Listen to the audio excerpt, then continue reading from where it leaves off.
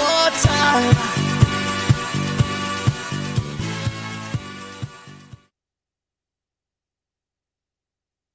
So Tumi Mkha. The funny story is, I met Tumi via LinkedIn, and I was actually inspired by a video that she posted on LinkedIn. And the video was motivational Mondays. And I completely and immediately connected with her on that front. Then I messaged her on LinkedIn and I said, listen, I'd love to interview you, get into contact. And then we spoke, a month or so later, because she's a very busy individual. And she's like, oh, I forgot that you messaged me and that kind of thing. And then in the morning, we had a wonderful chat for like an hour and some change, just connecting and really networking that way. And since, how we've been able to meet so many people during this digital catalyst era because of lockdown and COVID-19. So that was basically how we connected in that regard. And it's been a wonderful experience, just connecting with her and just having a conversation and an ear to the dimensions of herself, being in corporate and as Tumi Mkha as a comedian and as a female comedian, as a woman in the industry. And, it's just amazing to see the vantage and perspective that she has of herself, specifically within this industry, and how she doesn't see herself as different from any of the human beings that are in the industry. And I think that's where she gets her power from. That's exactly why she is heading for the stratosphere, in my opinion. So this is why I've decided, and we connected in this way, to actually do this live. And now she's back, and we're going to connect with her now.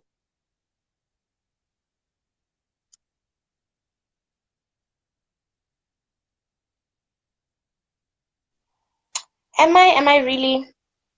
You perfect now. Now you're pristine. Okay. Crystal. Awesome. No, I was like, busy. I was busy telling the viewers about how we met and how we connected, talking about you and how I connected with you and your aura and your way of being and what I feel instinctively as to what you are able to do through your own unique perspective of yourself and the way that you see the world. So that's basically what I was saying to them. Yeah, I was like, let me jump on before he tells them everything I'm meant to say. Yeah. So you can just continue. Let's touch on that transition, because I remember we had a conversation about the transition between being the smartest in high school to being the smartest as an average, Yeah, I was not the smartest as an average. It was like, okay, it was, okay, let me start it from... smartest being an average, if you get what I'm saying. Like the average is genius. So yeah, I got you. Yeah. I think maybe we should take it like many years back from like similar to the conversation we had earlier. That it from a young age, it wasn't something that I discovered maybe like in school that, oh wow, I'm so awesome, look at me getting 90%. Before then, like from a very young age, I was already the like cream of the crop in my eyes. And it's not like because I thought, oh, look at me, I'm so special. It's because my mom always told me I was special, right? She told me, oh, wow, look, you're so good at this.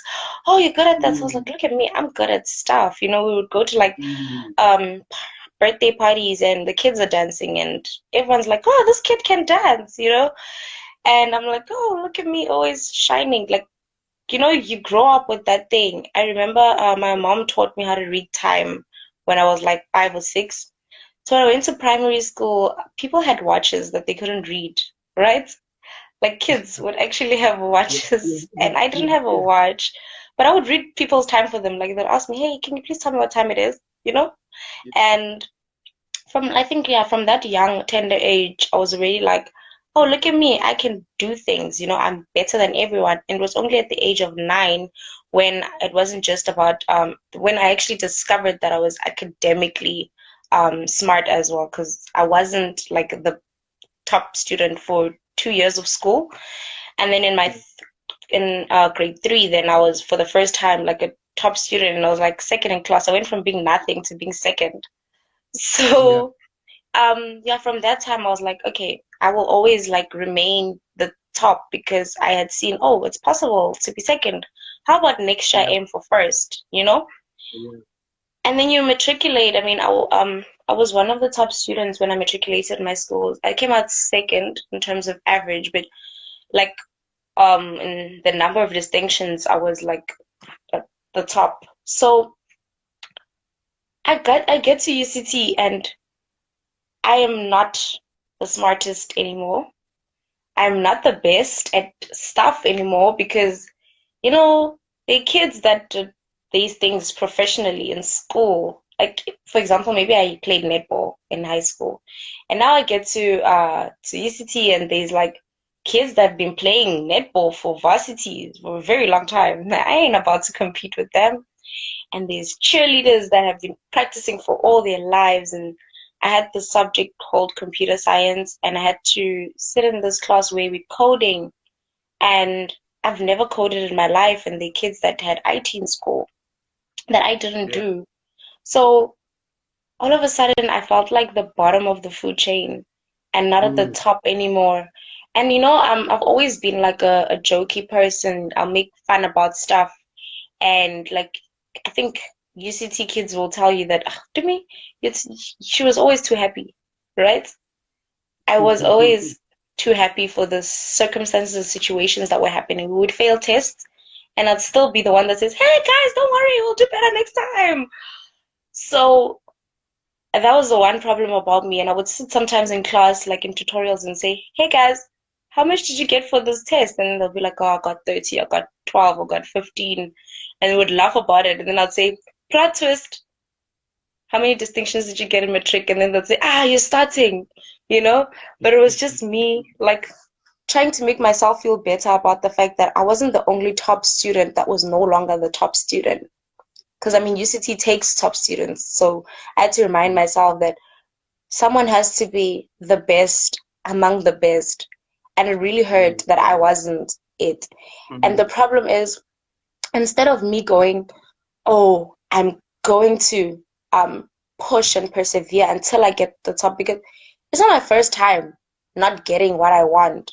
I mean, in high school, there were times when sometimes you don't get the mark that you want, but you're like, I'll yeah, do better in exams. But for some reason, like UCT, like being in varsity broke me, right? Instead of me being like, I can do it, I can be better, I crumbled and I accepted my reality. Well, let me not say reality, because that's not the real truth, but I accepted the circumstances that I'm not the best. And there's someone, I think what really got to me was the fact that we were all the best where we came from. yeah, So, of all of us, someone had to be the best of the best. And I will really say, and I told you in the last time we chatted as well, that my self esteem went yeah. like down. And I got to a point where I couldn't even remember what my dreams were. I couldn't remember Mm, what is it that I wanted to become? What is it that I wanted to do on this planet? And anytime I would think about it, I would just get demotivated again. But mm, there's something funny, like, and I've told you this time and time again that there's always been a consistent in my life. And it's that one day I wanted to be a motivational speaker. It started from primary. I don't know who I saw motivating who, but in primary already, I wanted to talk to people. And high school, I was like, I want to be a motivation speaker. So I look, sometimes I come across like old bursary applications or emails that I wrote to people asking them to yeah, buy into an idea or something. And I've changed so many times what I wanted to study and all of these different things. And I changed character over the years. But there was this one constant, and it's crazy for me to look back now and see that, because for me, every time I think about it, I think it's a new idea, right? And because I never really manifested it, It's something that felt like it never was an idea. But the crazy thing was when I was in varsity, that's one thing that kept pushing me. I would always say, I had this friend of mine, Tepi. I always used to say to her, you know what, Tepi? The situation is bad, but it will make a great story for a motivational speech one day. And I think that's what brought me out because there were times I wanted to drop out. I don't want to lie. And my final exams at UCT, I remember saying to my mom, if I don't pass these exams, then unfortunately I will be a university dropout because Mm, I felt like I had no strength to go back mm, there. Well, fortunately I mm. passed. I don't know if it's true that I would have dropped out, but fortunately I passed. So yeah, I mean, yeah. Yeah, yeah, I hear you. Um, so that transition, and I don't know if it was, I don't know if it was during high school where the motivational Monday started. Because I remember your story that you said about how you used to go up and then motivate people every Monday, and Okay.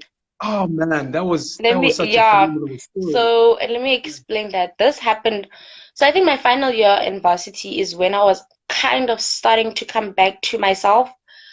But actually, I will say in that year, there people who saw a different side of me that they'd never really noticed was there because suddenly I was kind of coming back to life, even though I still didn't feel like the best, right? Yeah. And I will say that it is because something clicked in me again where I said, "Ugh, no man, this is not it. There's more. Like life is not about tutorials and assignments and exams. There's more to life than this, and this is a phase and it will pass." And I remember encouraging so many people to graduate and leave and go work. Right? A lot of people wanted to do masters and honors and what.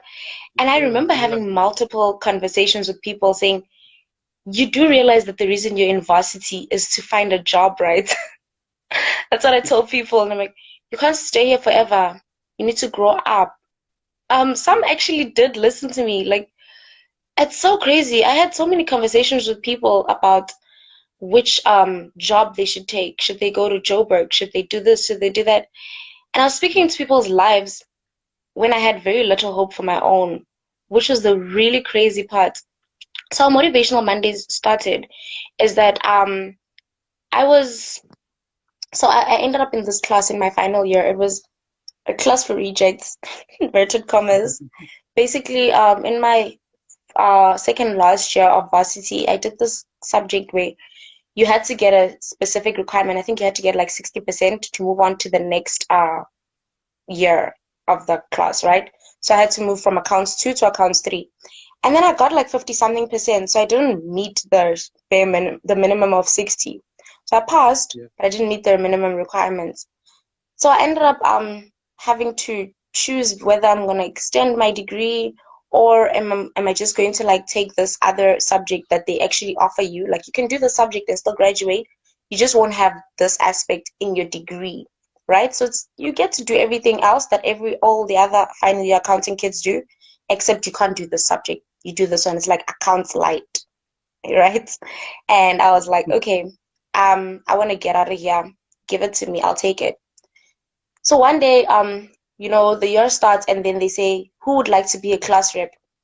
So being a class rep was never a thing for me in varsity. I never thought about it. I never dreamt about it. I was just never going to do that.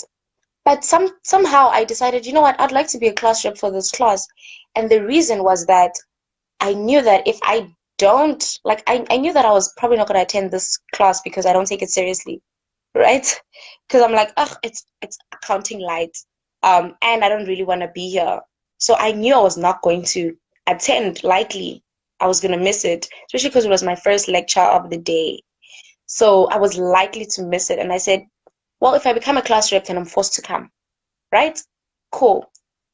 So I put up my hand, and somehow they voted for me. I don't know what it is that I said. I don't even remember like like my campaign. It wasn't really a campaign. You just stand in front of the class and you say, "Hey guys, my name is Tumi. I'd really like to be the class rep because ABCD. Please vote for me." And they did. Um, there was a kid with like sound policies. I don't know why they voted for me instead. But anyway, I made it to class rep, and we had this final year meeting.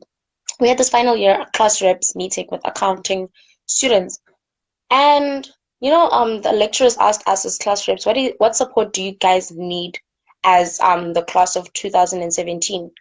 And I said, do you know what? Just make sure that you're always available and blah blah blah. And then they said, okay, if you look at your particular class, what is it that you think your class needs, like your the one that your class rep up? And I said, I think the kids in my class are demotivated. And I'm calling them kids but these were adults at like 21 and 22. But I was like, I think they're demotivated because they were supposed to be doing something else now. And most of them are not. Some of them were there by choice, but they those a lot of them that are there because simply we got rejected. Yeah. And I think what they really need is motivation. I Mm. want to do it. And they were like, okay, tell us more. And I said, I will do motivational Mondays for my class. Every Monday, I will stand in front of the class and I will bring a motivational word. Hey, Plasma. So, I did it. Like my lecturer was like, "Are you sure?" I was like, "Yeah." The first Monday I came, I said, "Okay, guys, as a class rep, I've decided I'm gonna do this for you. Every Monday I'll bring a word." And I was like, you know what? This happened to me when I was in first year, and I failed the subject 3 times. I mean, not 3 times, but I failed the tests prior to the subject 3 times. But then Yeah. I passed the exam, and my mark came out. And so, Yeah. guess what? Nobody cares that I failed the test. All that they Mm. care about is that I actually passed the subject. That's life. People don't care about the process. This is actually one of my biggest theories in life for success. Yeah. Failing, failing, failing, failing. It doesn't matter. What matters is your end result. Do you make it in the end? Because Mm. people will always judge you based on what you have, not on what you've been through. Mm. So, Mm. Mm. Mm. okay, fine. I gave this to them. They clapped for me. Next Monday I came, I did the same thing. And then, when you're thinking like, oh yeah, shame, poor kids, they have to listen to me for 5 minutes every day. And Yeah. maybe there was like a Monday that I didn't come to class. And the next day I came and I was greeted by this guy who I don't even know. Like, I didn't know the names of the people in my class, right? I didn't know all of them. I knew some of them. And like some of them would bump into me and greet me like, hey, class rep, hey, class rep. But on this particular day, I came in and this guy says to me, Tumi, where were you yesterday? We missed Motivational Mondays. And I was like, are you serious? Mm. He's like, yes, we love hearing it. And I was like, wow, they actually enjoy listening to me. Here I was thinking, I'm just like doing it for myself, really. But I would get greeted by like random kids that I didn't know, like, hey, class rep. And the funny thing, they said to me at the end of the year, they said to me, you're actually one of the only, you're the only class rep I know. I don't know who's the class rep from other classes. I I remember see. we voted for them, yeah, but I don't really remember like who it is. Mm. And Because you were they the said, most impactful in their lives. Because you were exactly. consistently there. You were doing something to create and add value into their lives. Yeah, exactly. And my lecturer said to me at the end of that year, you were the best class rep I've ever had. And I was in my head, I was like, I didn't do anything. I just spoke to kids, adults. I spoke to classmates, which are adults. But anyway, my next year I started working and I really missed that. I missed doing that. I Yeah. mean, it really, it gets me thinking because I need to bring something that you either never heard or something that makes you go, wow, I never thought about it that way.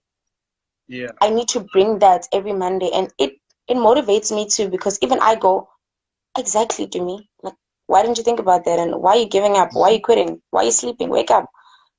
Yeah. It does that to me, and I missed that. I felt like finally I'm out of UCT. I don't really feel that demotivation of not being the best, but I still do because I'm like new at work and everyone knows things and I don't know anything. But I'm motivated by the fact that I'm expected not to know. But I still felt Yeah. like, oh, I want to do this. I actually told my colleagues one day, I was like, I'm gonna start motivational Mondays at work. Then I didn't. I don't remember what happened. I just decided, nah, ain't nobody got time for that. They'll be like, this girl's too happy. That's why she's not doing her work or whatever. So I didn't do that.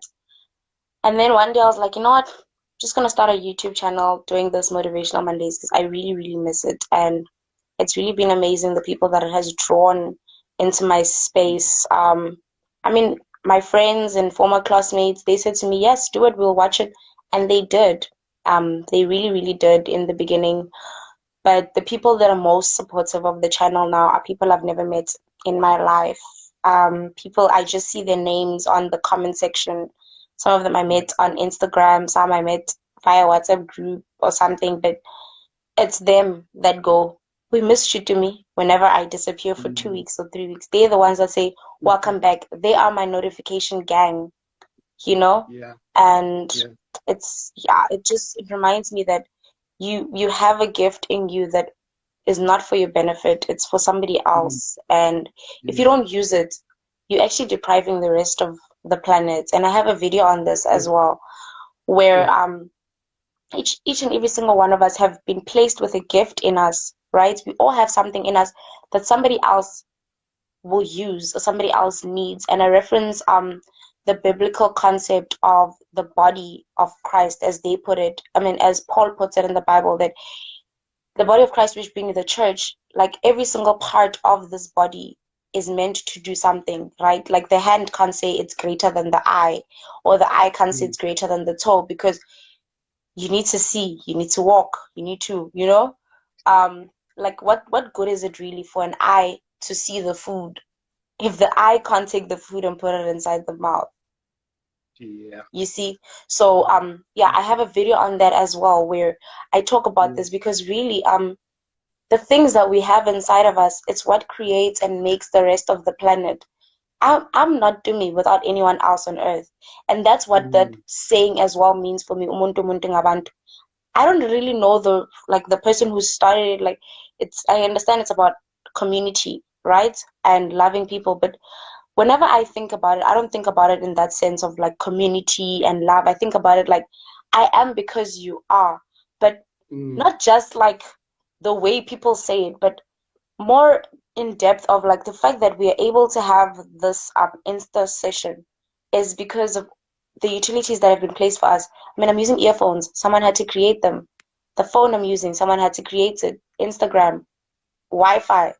It's all a combination of people's gifts that have been put together so that we are able to have this conversation. You Oh, see, pre. Okay.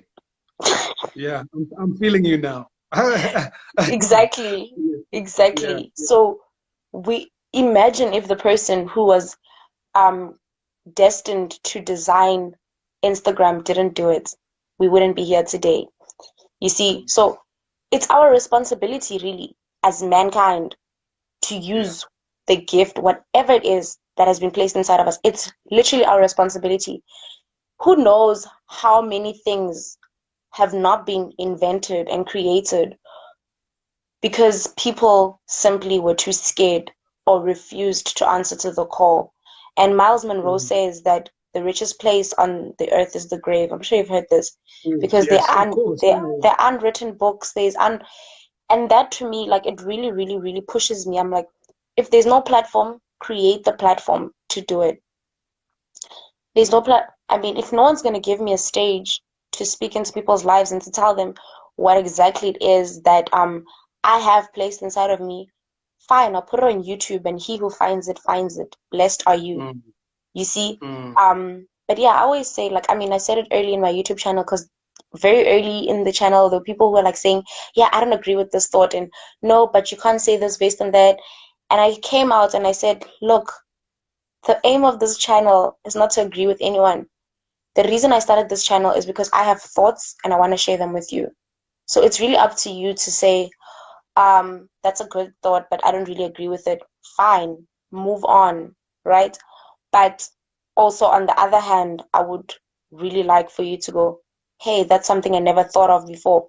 Be open-minded. I'm always open-minded. People will come to me and say, the way you put this on the channel, the way you said that, da da da, and I'll sit and I'll think about it and I'll say, you've got a point there, right? But people need to be open-minded. Just because I'm challenging an idea that you've had your whole life doesn't mean you're right and I'm wrong. Like, yes, maybe I got the idea yesterday and you've had it your whole life. Like, truth is not measured by how long you've known it or thought it. Truth is just truth. So let's dive into you being on the stage as Tumi Mkha. We haven't Yeah. properly gotten into that aspect of who you are? Yes. Because that is part of who you are. That's a brand. That's how did you stumble upon the comedic creativity of yourself? Sure. Um, okay. Do you know what? I have only briefly thought about becoming a comedian in my like young age of like being a teenager. Briefly, and by briefly I literally mean like one day I was watching a Trevor Noah thing, and I said, "Oh, this guy's so funny. I think I could do that." That's the only time I ever placed it anywhere on this earth Yeah. or in this universe that I would like to be a comedian. It was never a thing. I didn't think I could live that life, or who wants to be a joke? So yeah, when it happened, Yeah. like I told you, it was an open mic session. I went to this open mic session, and when you get to a comedy session and it's open mic, so most of the people are trying it for the first time. They don't have the technique for comedy. They sing things that they think are funny, but other people don't think are funny. So people are not really laughing, and some of it is actually just awkward, if you ask me. Yeah. Yeah. And you're the only other black people there are the people you came with.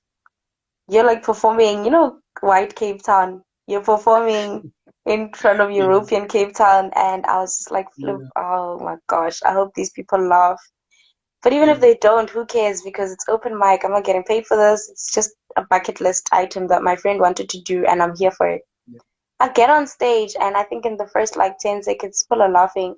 So, when you think, are they laughing at me because I'm like the only girl here? Or like, Well, they okay, laughing well, because you're actually let me not funny. lie, shame. Let me not lie. Yeah. I didn't actually realize I was the only girl until the end of the show.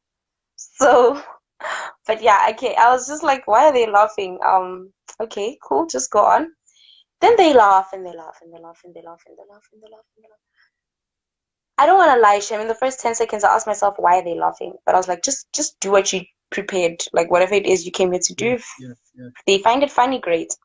And then I get off stage, and after the show, people are coming to me and they ask me, did you really do that for the first time? Like, are you sure it was your first time? And I was like, yeah. And they're like, yo, but that was great. That was awesome. Like, wow, you should do this again. Okay, cool. I'll consider doing it again. And I met this guy, Pius Krulu. He said to me, look, I've got gigs going around town. You should come through. And I said, Yeah. okay, I will come. Why not? Yeah. Yeah. Yeah, why not? I mean, what do I have to lose? And like as they say, the rest is history. But on the real though, I went to his shows and I met more people, and people kept inviting me until I was in the comedy circle, until I was part of them where they go, oh, I want to do a show. Let me invite Tumi, until it got to a point where I didn't have to text people and say, hey, I heard you do shows. Could you please put me on? And I must say, like, I had a really strong start, right? Because I had like really good feedback. I would go to comedy shows and I'd be the funniest there, but I've only been around for 2 months or 3 months. And to me, it was crazy because being a stand-up comedian was never on the agenda, you see? Yeah. So it was for me like, are you serious? Like, what do you mean? People are actually loving this. And that's when like I decided I'm gonna continue with it because for the first time in a long time, I was the best at something. Well, I won't say the best because not like I was better than all the comedians, but I was I good at completely something. Yeah, understand. it was something that I knew that every single time I get on stage, I will leave happy. You know, it's something that I'm good at. Like when you're really good at maths and they give you a new concept in maths, you're not like, oh, I was good at the old concepts. Will I be good at this new concept? No, you're just like, okay, it's maths, bring it. I'm gonna get it. And that's how I Yeah. felt about comedy for the first time. That every time I write a new gag, it will be funny because I wrote it. You see, it will be funny. And every time I get on stage, I mean, I've been in situations where it's like a kasi gig. So everyone's performing in Xhosa because Cape Town, and I don't really speak fluent Xhosa. And I tell the Yeah. person who's like hosting, look, why don't you invite people who can actually speak Xhosa? Then they say, no, we want you. And I get on the stage, and they all and like all some maybe some other comedians will say, to me, are you sure you're gonna be fine? Because your comedy is more like middle class, right? As someone once said to me, I have medical aid comedy. I was like, okay, lol. But yeah, anyway, I took my discovery comedy to like Yeah. the townships, and I got like so much love. And I don't want to lie, performing in the Yeah. township is really amazing because they will show you love. They don't play, Mm, hey, they don't hold back on that love. mm, So mm. I've been in all these situations, and sometimes I don't notice I'm the only girl until someone else points it out. I've been in situations where I'm the only girl there, and I'm still one of the funniest. So Yeah. it was something that I said, whether you like it or not, you will do it because you are good at it, right? Here we go. Back to that gift of having Yeah. something that you don't want to deprive other people from. Mm. So I continued with it, and I'm still standing now. I've been on Showmax. I think the show is still there. I've like been to different provinces. I've performed with people I never thought I would meet in my life. You know when you meet someone and you're like, is this really you? Like, I mean, the one time I was performing with Loyiso Gola, and Yeah. I said, "Hey, Loiso, can we take a photo after this?" And then he said to me, "I don't really want to take a photo with you because I don't like taking photos with colleagues. Like, you're not a fan, you're a colleague." And I was like, "Okay." Mm. I mean, I grew up watching Eugene, cause like there's this fun. I think it was like a Nedbank advert, and it's like, "Eugene, do you want it or need it?" And he's like, "I Ah, want to need it." yeah. And here I was, like, having a casual conversation with Eugene Koza, like it's nothing. You see? So, yeah, like it just it moved. And to me, I thought the pace I was moving at was normal, right? When you're moving in a new territory, I thought like the pace I'm moving at in comedy, it's normal. Everyone moves at this pace. And I found out that I've surpassed people who have been there longer, right? So you have to Giving sit you back. heaven, man. You have to sit back and go, I am called for this. Mm. Like, I really believe, I told you I'm a born again Christian. Like, I really believe that when God approves of something that you're doing, He will help you. And I have been marvelously helped. Like, I really have been marvelously helped. Sometimes people will say, "Are you sure that's possible?" And I will say, "I'm more than sure that this is possible and it will happen." And I mean, I hosted a show in Midrand. I had never performed in Gauteng, right? And my ticket prices were apparently like too expensive for someone who is like hosting a show for the first time, out of the province. People they don't really Okay. know and stuff. I mean, Yeah, I yeah. met I met 70% of my target, which is good, like for me. And I think even like the venue owner was very surprised that I managed to pull this off because it Yeah. was her first time actually allowing someone to host something at her venue. And a Saturday night, she had to shut down the whole restaurant for me, right? And she's got a really nice place there. Like it's got an indoor and outdoor and like a lot of like capacity. Yeah. But I pulled it off, and people were like, "How did you even get those people on your lineup?" And I said, Mm. "My name is Tumi Mkha." And I kid you not, whenever I need to be reminded, I'll stand in front of the mirror and I'll say, "My name is Tumi Mkha." Famous. Like, Oh man. it's a name to be remembered. Mm. What else can you say? Like that's a top, the most superlative form of any. Oh man. Oh, to me, like yo. Whew. Okay. Let me center myself. Uh, and I just no, but generally just hearing what you have to say, just listening to your the growth that's just happened, just organically, you being in Yeah, this space. And I was saying earlier on about how you yourself as an individual, you don't see yourself as this identity as a woman or as something that is is limited by a particular identity. You see yeah, yourself as this human being who has this gift, who's able and who wants to explore it and give it the best of yourself to humanity. And I think that's so profound because that's how the greatest people accomplish. Yeah. because they are not limited in the way in which they perceive themselves and the way in which they perceive the world.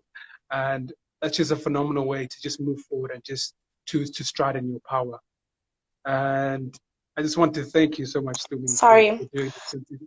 Oh, you want Sorry. to? Okay. Yeah, I want to Yeah, yeah, add something onto what you said. yeah. And I think, okay, on this conversation, we didn't really touch on it. We touched on it in our previous Okay. conversation, which is why you're bringing it up Yeah, about being a woman, maybe in corporate or in comedy or whatever, or being black yeah, or being, I mean, okay, you you don't want to ignore that discrimination or that minority exists, right? okay. You don't want Yeah, to ignore that. And I think for me, it's more I need to be made aware of it constantly because not because it's not there, but because of the way in which I see myself, and it's largely contributed by the family that I grew up in. I grew up in a family where I told you my grandmother passed away, so my yeah, grandfather ran the household parallel with my mom, who's the firstborn daughter. My grandfather yeah, cooks, my grandfather cleans, he does, all yeah, those things. And my mom is more like the tomboy in the house. She fixes things, she fixes the microwave, she puts on light bulbs, and so I never really was shown that side of like women are this and men are this. So when I got into like mm, spaces, I didn't think of it like, oh, you're doing this because you're a man and you're doing this because you're a woman. I yeah, was like, you're good at that. That's why you're doing it. You're good at this because that's why you're doing it. And it was only yeah, as I got more enlightened, especially being in varsity, that oh, okay, women are actually not treated the same as men and stuff like yeah, that. But I don't look at it like, I'm a woman, I'm not treated like the same as you. I'm more like, but why are you being stupid? Because like there's no difference. I mean, like I always said, like Start, yeah, yeah, I found out late in life that actually men are stronger than me. Like like when I thought I was so yeah, equal that I didn't even realize mm, that male strength is like physical strength that is greater than female strength. It was only like, when like you have a friend and like you're fighting with him or something, not like physical real fighting, but yeah, maybe you're trying to I get get you. something from him and he's trying to like, and then he always wins and I'm like, so you actually are stronger, you know? That's the only time that it hit me that okay, there's a difference, yeah. But yeah, that's something I wanted to say. And another thing I wanted to add is there's this one motivational video that I used to watch almost every single day. It's like 6 minutes. It's called Dream, right? It's like a combination of like different speakers, and someone made this really nice video. Yeah, And there's something that is said there, and it's like greatness is not this wonderful, like out of space thing that only some of us have. It's something that truly exists in all of us. And it's something that we all need to be aware of in order for us to be great. Because it's easy to look and be like, oh, but Beyonce, oh, but whoever, like they're great. Like, yes, but we all so have, like, good. you don't have Yeah. to be famous to be great. Mm, You don't have to have mm, 100 people leading you to be great. Who, like, mm, I always make examples of things that people be like, oh, okay, like, who is the person who invented camphor? Camphor body lotion. mm. Who is it? Do you know that person? No, right? Nobody knows. No. But this person, whatever they did, like they're doing a really good deed, and we are able today to put on our hands, knees, heels, and elbows. You see, that's Yeah. greatness. That is Mm, greatness as well. So that's something that I really want to say to even anyone who's watching this or who will watch this afterwards, that greatness is not about fame or popularity or being followed. Really, greatness is about making sure that by the time you're at the end of your life, you have finished whatever is inside of you. Don't be like oof. milk that expires, you know? Like my mom Yeah. gets mad if I open a milk and then I don't finish it in time. The thing is, on the 11th, let's say the milk expires on the 11th of November. On the 11th of Yeah. November, whether I finish that milk or not, we will not have that milk anymore on the 11th of November, right? But why is she mad? She's mad because I didn't use it, not because Yeah. it's not because it's expired on this particular day. It was still gonna expire on the 11th. But the difference is it expired finished or is it expired full? Fine. So when you Mm, die, don't die full, die finished. I am finished. Yeah. It's I'm so done. loud. I'm done now. Oh man, no, that's 100%. Let's just talk about your handles. Just dish out your handles on all your platforms so everybody knows. Um, Cool. yeah, Okay, so okay, my Instagram is here. I said it's Tumi.Mkha on Instagram, and it's Tumi underscore ish, that underscore. I heard about it for the first time on Instagram. I never learned it in school, hey? So I don't really uh, know what it means. But anyway, it's Tumi underscore Mkha, and yeah, Facebook it's Tumi Mkha. Just want to say I would really like it if my Instagram was not Tumi.Mkha, it was just Tumi Mkha, but someone else mm, has already taken it, and that person doesn't even use their Instagram. So if you know this person, mm. guys, like Please, really, shout out, please talk to them, tell them no. someone is in need of it. Once you rank higher on Google, you just need to call them and just be like, listen, now I'm official and verified. Now, please, whoever has that account deletes. Simple. Bye. Exactly. Cool. Oh Thank you man, thank so you so much, much. Timmy. I really appreciate you, and enjoy the rest of your afternoon. Thank you. Cheers. Bye.